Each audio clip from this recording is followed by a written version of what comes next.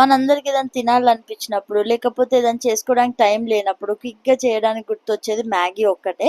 So, ఆ Maggi మనందరం తినే ఉంటాం. కానీ ఎప్పుడు రెగ్యులర్ స్టైల్‌లో కాకుండా ఒకసారి ఇలా ట్రై చేయండి. కంపల్సరీ మీకు నచ్చుతుంది. అండ్ నెక్స్ట్ టైమ్ కంపల్సరీ మళ్ళీ ఇలానే చేసుకుంటూ ఉంటారు.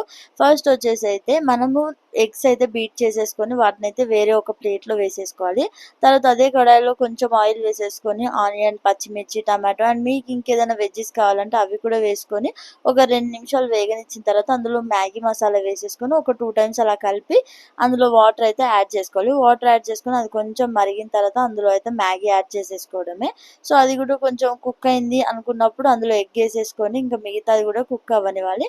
ఫైనల్‌గా మొత్తం కుక్ అయిపోయిన తర్వాత సర్వ్ చేసుకున్నాక తినడానికి ముందైతే అందులో కొంచెం ఒక నిమ్మకాయ అయితే పిండేసుకొని టేస్ట్ మాత్రం అదిరిపోయిద్ది. ట్రై చేయకపోతే మాత్రం ఈసారి ట్రై చేయండి.